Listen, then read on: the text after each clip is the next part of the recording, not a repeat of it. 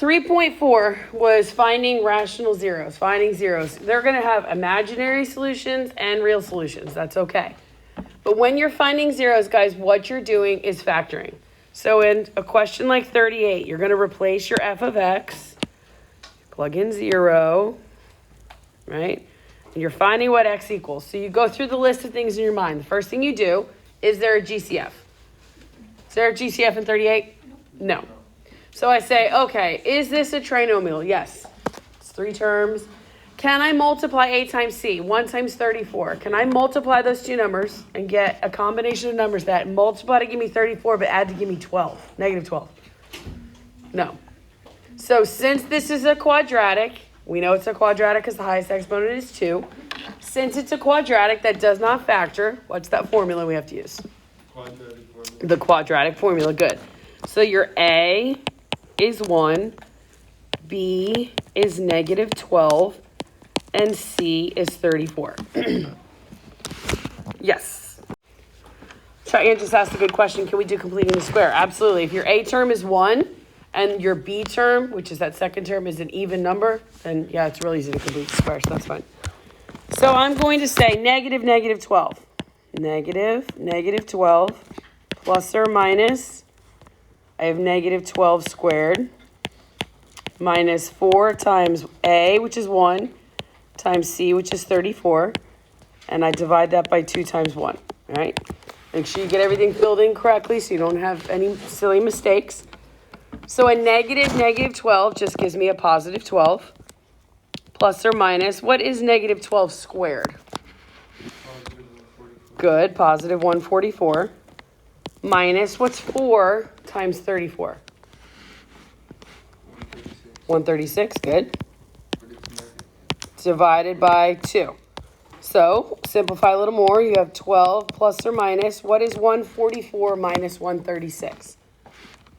8, good. Divided by 2. So if I stop right here and I look, are these two solutions that I'm going to find real or imaginary? They're real because the number underneath the square root is positive. Good. So I'm going to break 8 up into what? 4 and 2. 2 and 4. Good. Well, I'm going to take out the square root of 4, which is 2. And then I can simplify just a little bit more. 2 goes into 12 and 2 goes into 2. So my two answers would be 6 plus or minus the square root of 2. 2 places on the x-axis where this graph crosses. Doesn't happen to be extremely pretty, but there are 2 real places on the x-axis. Let's look at 40. Again, we're solving. We're finding what x equals. How many answers should I have for this one? 3. How do you know? Highest exponent is 3. Good. So the first thing you do is look for a GCF. Is there a letter and or a number that goes into all 4 of these? No. But I have 4 terms. When we have 4 terms, what do you try to do? Let's try and group the first 2 and the second 2. Does grouping always work? No. But it's a good thing to try before you just jump to something else. So between 2x cubed and negative 5x squared, what can we take out? An x squared. Okay. So if I take out an x squared, I'm left with 2x minus 5. Correct? All right, what can I take out of 18 and negative 45? 9. What kind of 9 should I take out? Positive.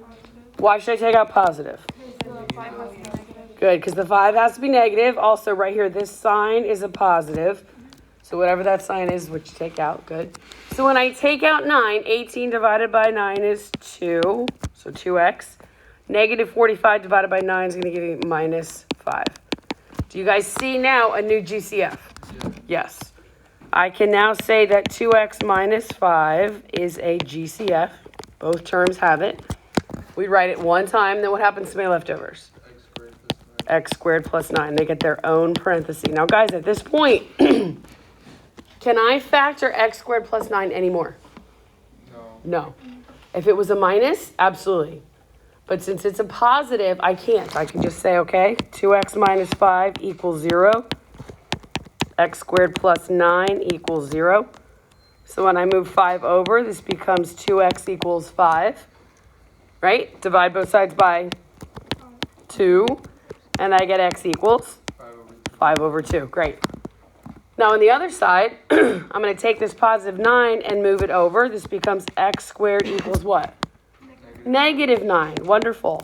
If I have x squared equals negative 9, how do I get x all by itself? Take the square root. When you take the square root, guys, what goes in front of your answer? Good. Plus or minus. What is the square root of negative 9? 3i. Very good. So again, at the beginning, you told me you were going to have 3 solutions. Do we have 3 solutions? Yes. 2 of them are imaginary. 1 of them is. Good. Good, good, good. 42. All right. F of x fancy way of saying y. I'm just going to make that a 0. We're finding our x-intercepts. We're finding where the graph crosses the x-axis. The first thing I look for is GCF. Is there a number and or letter that goes into all 4 of these terms? No. So 4 terms. 4 terms means I should try and do what? Okay. If I group these two, what would you take out of the first parenthesis? X squared. And what would you be left with? Good. Okay, good. That's what I want you to see. If I take out x squared, I'm left with x plus 10. Can I take anything out of the second parenthesis that would leave me with x plus 10? No. So now you're like, oh, man. Now what do I do? Okay, that's synthetic division. We're going to do our rational root theorem, our P over Q. I'm going to write all the factors of 34. I already did it for you. But before you get mad, thinking, oh my gosh, there's so many. There's only 4. 1, 2, 17, and 34. Because it's plus or minus. Good. So the first one I'm going to start with is what? 1. How do I get my coefficient, or how do I get my numbers for my synthetic division? 1, 10, 33, and 34. Guys, really easy to make silly mistakes here. If you just go kind of not super careful, miss a sign, that sort of thing. Just be careful. When I pull down my 1, we multiply to the corner, right? 1 times 1 is, and 10 plus 1 is? Good. 11 times 1 is? 11. 33 and 11 is? Is this going to work? Okay, just go ahead and stop. Don't waste time. 1, 10, 33, 34. Bring down your 1. 1 times negative 1 is? Negative 1. Good. What's 10 minus 1? Good. 9 times negative 1? Negative 9. What's 33 minus 9? 24. Is this one going to work? Nope. So what do I do? Move along. Let's try 2. 1, 10, 33, 34. You guys going to say, oh, are we going to have 1 this long in the quiz? You might. Just be methodical. You guys can do it. Bring down your 1. 1 times 2 is 2. 10 plus 2 is good. 12 times 2 is, that's good. That's good that you see that, Gio. 24. 33 and 24. 57. Is this one going to work, y'all? Nope. Let's try negative 2. 33, 34. Bring down your 1. 1 times negative 2 is? Negative 2. 8. Just kidding. 10 minus 2 is? 8. 8 times negative 2? Negative 16. What's 33 minus 16? It's 17. What's 17 times negative 2? Oh! Whoa! 34 minus 34 is? 0. Very good. So what did you guys, we just did all that work. What did you just prove? Negative 2 is a solution. X equals negative 2. Okay, great. Now, how many solutions should I have for this problem? 3. I found one of them. What do I do with this 1, 8, and 17 that's left over? X squared plus 8x plus 17. That's our resulting polynomial. Good. And now we do the same thing all over again. Think about, first thing you ask yourself, is there a GCF? Is there one? No. Is this a trinomial? Yeah. Yes, it's a quadratic trinomial. Can I multiply 2 numbers together to give me 17 when I multiply? Okay, do I have factors of 17 that'll multiply to give me 17, add to give me 8? No. Ugh, so what do I have to do? Quadratic formula. Or, what can you do, Cheyenne? Complete the square. Yep. So A equals 1, B equals 8, and c equals 17. I thought I asked you to subtract this. Oh no, it's different. You just want your a term to be 1, and you want that b term to be an even number, so it divides by 2.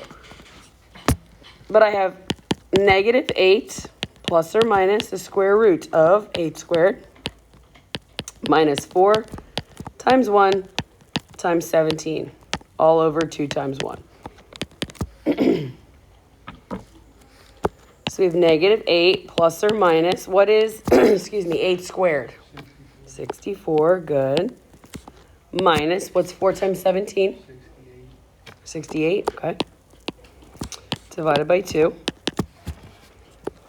Negative 8 plus or minus, what's 64 minus 68?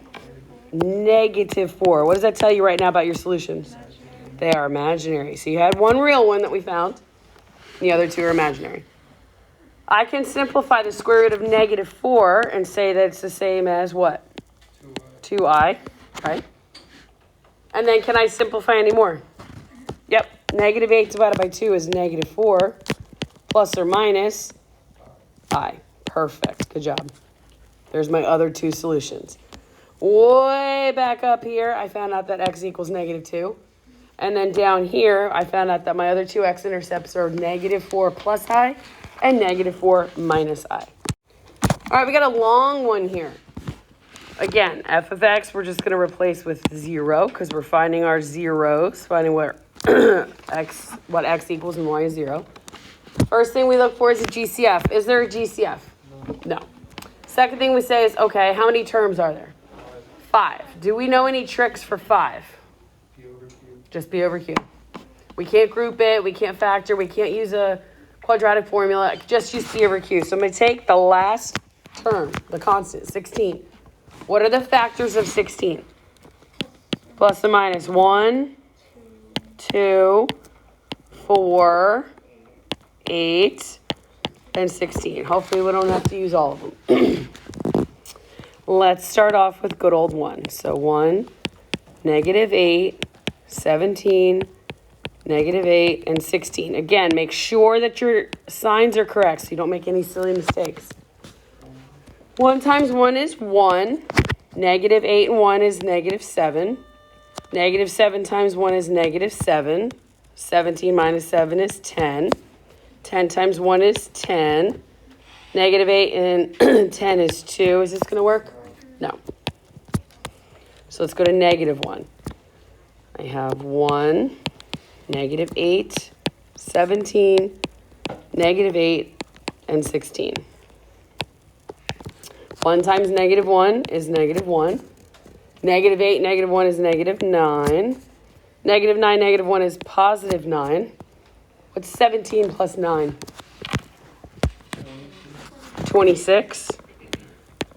What's 26 times negative 1? Negative 26. Negative 8, negative 26. This isn't going to work, right?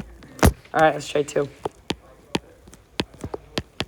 Negative 8, 17, negative 8, and 16. Oops. 1 times 2 is 2. Negative 8 and 2 is negative 6. Negative 6 times 2 is negative 12. 17 minus 12 is 5. 5 times 2 is 10. Is this going to work? No. Nope. Let's try negative 2. So 1, negative 8, 17, negative 8, 16. 1 times negative 2 is negative 2. Negative 8, negative 2 is negative, or positive, you're right. I was adding. No, it is negative 10. I'm listening to you. What's negative 10 times negative 2? 20. What's 17 and 20? 37. What's 37 times negative 2? 54. Yeah. Negative what? 74. Is this going to work? No. Oh, jeez. Let's go to 4. 1, negative 8, 17, negative 8, 16. 1 times 4 is 4. Negative 8 and 4 is negative 4. Negative 4 and positive 4 is negative 16. 17 minus 16 is 1. 1 times 4 is negative 8, and 4 is, ooh, negative 4 times positive 4. Negative 16, what do we have here? Oh, thank the good Lord. X equals 4, right? Found one of my answers, x equals 4. What do I do with all that leftover stuff? Make it into an equation. That's my resulting polynomial. I started off with x to the 4th. So my resulting polynomial is x cubed minus 4x squared plus x minus 4 equals 0. Now here, guys, you can go ahead and do the whole thing again about the p over q and all that, but what you should always try to do first is factor. So first thing I look for is a GCF. There is not one. But since there are 4 terms, what can I do when I have 4 terms? Let's try and group it. Let's see if that works. What can I take out between x cubed and x squared? X squared, and I'm left with x minus 4, correct? All right, my second parenthesis already says x minus 4. So what am I going to take out? Just a positive 1. You got to take something out. You can't leave it.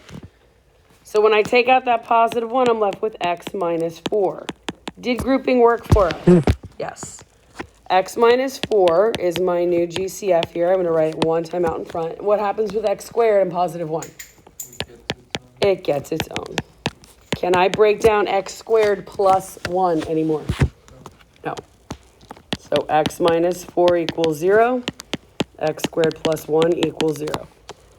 When I move this negative 4 over, it becomes x equals 4, right?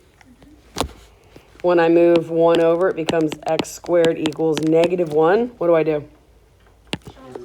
Take the square root. When I take the square root, when I put the square root on, I get x equals plus or minus. What's the square root of negative 1? I.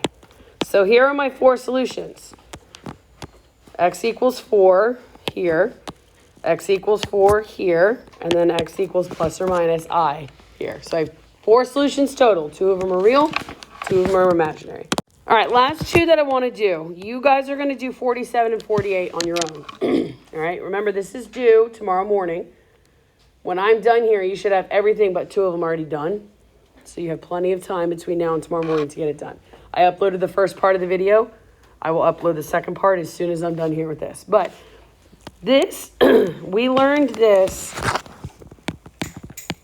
Some of you might have learned it when I was gone. So that's why we're redoing it right now. They are giving you the zeros. They're telling you what x equals. So the way that I want you to solve this is you're going to write x equals 0, x equals negative 3, x equals 8, and x equals negative 5. We are working backwards.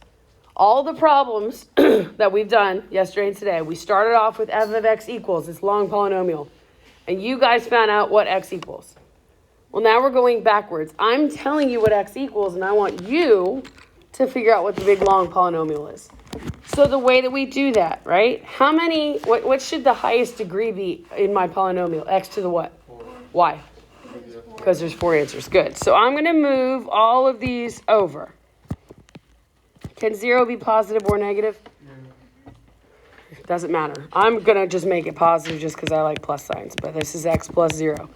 This parenthesis, when I move negative 3 over, it becomes x plus 3. When I move positive 8 over, it becomes, yep. And when I move negative 5 over, it becomes. Now, your answer should be set equal to function notation, meaning f of x, g of x, p of x, h of x. It doesn't matter. But your final answer should say like h of x equals, and then you have your polynomial. Now, when you get to this point, guys, it does not matter which way you multiply. You can multiply the first 2 and the second 2 and then combine. You can multiply the first and the third and the second and the fourth and then combine. But you just multiply 2 at a time. So what I'm going to do is multiply these 2 first. X times x is x squared. X times 3 is 3x. 0 times x is 0. And 0 times 3 is. So when I simplify this, I'm left with x squared plus 3x. Agreed? Okay. So now I'm going to scoot over and I'm going to do the exact same thing with the second 2 parentheses. X times x is x squared. X times 5 is, yep. Negative 8 and x is negative 8x. Good. And negative 8 and 5 is negative 40. So now I'm going to clean that up. X squared, what's positive 5x and a negative 8? Good, minus 3x minus 40, right? Are we done? No, we're getting there though. We are getting there. So now we're going to multiply again. This isn't hard. It's just a matter of staying focused and organized. You're going to take x squared and multiply it to everything in the green parenthesis. Then you're going to take 3x and multiply it to everything in the green parenthesis. And then we're just going to combine. So x squared times x squared is x to the 4th. X squared times negative 3x is minus 3x cubed to the 3rd. Good. X squared times negative 40 minus 40x. Yep. Thank you. So now I take 3x and I say 3x times x squared is plus 3x cubed. 3x times negative 3x is minus 9x squared. 3x times negative 40 is minus 120x. Agreed? So now we're going to write our function notation h of x, g of x, p of x, a of x, b of x. Does not matter. But don't just leave it as just a polynomial. You have to have it set equal to function notation. And then we just combine x to the 4th. Does anything else have an x to the 4th with it? Nope. Okay. So now negative 3x cubed and a positive 3x cubed. It cancels out. Negative 40x squared and a negative 9x squared. Negative 49x squared. And then what? Minus 120x. And there is your answer. Geo, in a case like this is when you would, because what's the GCF here? X. So you would take it out, right? And you'd have x equals 0, which is what you had right there, right? All right, now if we scoot over here, let's look at 46. Okay, why is 46 so much harder? Because that's fractions. So therefore, it is impossible, and we just can't do it. Is that true? No, it's not true. Of course we can do it. We can do anything. We're going to do the exact same thing that we just did in the last problem. Exact same thing. How many parentheses am I going to write? 3. Why is there 3? There's 3 x's. So my first parenthesis, when I move 3 over here, it becomes what? Negative 3. X minus 3. Perfect.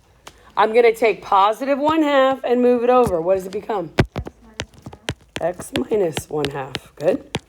I'm going to take negative 5/3 and move it over. What does it become? X plus 5/3. Now, we have done nothing where we FOIL with fractions. We're working backwards, remember. Can I rewrite those two parentheses, the x minus 1/2 and the x plus 5/3, to where it does not have a fraction? What can I do? Yes, your denominator becomes the coefficient. So all this is x minus 3, 2x minus 1, and 3x plus 5. That's it. I am not having you multiply negative 1/2 times positive 5/3 and all. No. That one extra step, your denominator of the fraction becomes the coefficient of the parenthesis. Now, it doesn't matter. You can multiply the first two together, combine like terms, and multiply it against the last one. You can multiply the first and the third, then do the second one. It does not matter. I'm going to just rewrite x minus 3, leave it alone out in front there, and I'm going to FOIL to the second two parentheses. 2x times 3x is 6x squared. 2x times 5 is plus 10x. Negative 1 times 3x is minus 3x. And negative 1 times 5 is minus 5. Agreed? You guys agree with me? Okay, so I can combine right here. I have 6x squared plus 7x minus 5. That's my second parenthesis. And I'm now going to multiply x minus 3 into that. I'm going to take that first term of x and multiply it to everything in the pink. Then I'm going to take the second term of negative 3 and multiply it to everything in the pink. And then we're just going to combine what? Combine like terms. So here we go. X times 6x is 6x cubed. X times 7x is plus 7x squared. And x times negative 5 is minus 5x. Agreed? Negative 3 times 6x is negative 18x squared. Negative 3 times 6x squared. Then negative 3 times 7 is minus 21x. Negative 3 times negative 5 is plus 15. Everybody agree? All right, and now we're just going to write our function notation. H of x, P of x, Q of x, it doesn't matter. Start off with the highest exponent you see. What's the highest exponent? X cubed. So I have 6x cubed. Now I have a positive 7x squared and a negative 18x squared. What does that give me? Negative 11x squared. Yeah? Okay, so then I have a negative 5x and a negative 21 gives me negative 26x. And then what happens with my little 15? Plus 15. And there is your answer. All you're doing in a problem like this, guys, is you're taking the zeros, you're taking the x values, and you're working backwards. Does that make sense? That's it.